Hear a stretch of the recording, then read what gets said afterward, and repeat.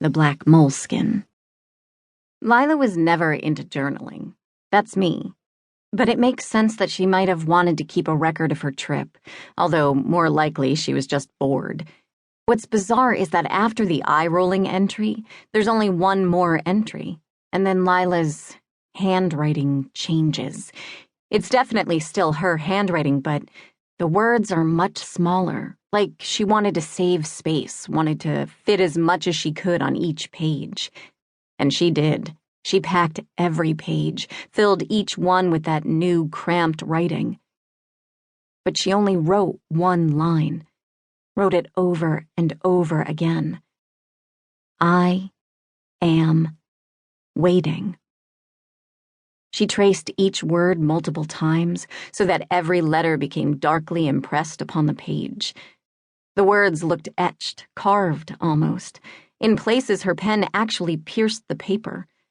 I remember thinking how strange it was, the way she hunched over that notebook after she got back. She wouldn't tell me what she was writing, just laughed when I asked.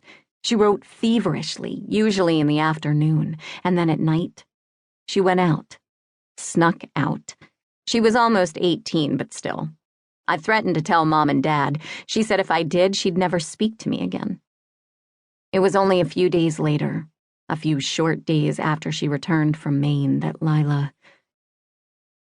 Stepping away from the railing, I begin to hum under my breath. The wind gusts, and my hair flies up around my face. I pace the rigid metal deck, circling around the tower, trying to distract myself from considering the choice of activities on the hook. That's what locals call this long, rocky spit of land. It feels more like an island, the ocean's everywhere. At the end of every street, the view out every window. A few short days after she returned from Maine. That's when it happened. She went out on that boat. It could just as easily have been me. The water.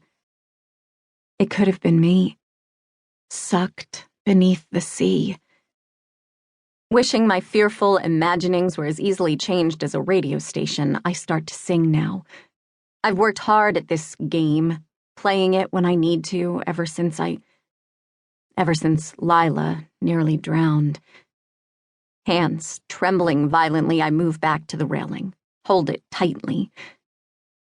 Aquaphobia. That's what Mom says I have, but Dr. Harrison says there's nothing abnormal about my fear. He says it's a reaction, a result of Lilah's traumatic experience, that it'll fade over time. But did Dr. Harrison figure this into the mix? Living in a lighthouse? Is it supposed to help? I lift the binoculars back to my eyes, but look away from the water. Comprised of the lighthouse, the keeper's house, and one small outbuilding, the light station is about 20 minutes south of the harbor, the center of life here on Rock Hook Peninsula. The compound sits at the edge of a parcel of land designated to become a park, and next July, Rock Hook National Seashore will officially open to the general public. Tourists will invade the beach, trample the woods, and leave litter in their wake, ruining the wild beauty that stretches away to the south. And yes, it is beautiful, even with the water all around. For now, it's untouched, a wilderness. Breathing in the fine rain and salty mist, I scan the dunes and bluffs leading from the beach up to the woods. The forest is sparse where it starts, then the hilly terrain becomes dense with undergrowth and trees. As the incline steepens, the land begins to show again, becoming mostly barren. Sheer granite rock faces stretch up, up, up, until finally, with rugged shrubs and tall trees clinging to the top, the park's most dramatic feature emerges, thrusting itself from the earth and jutting into the sky. Rock Hook Cliff.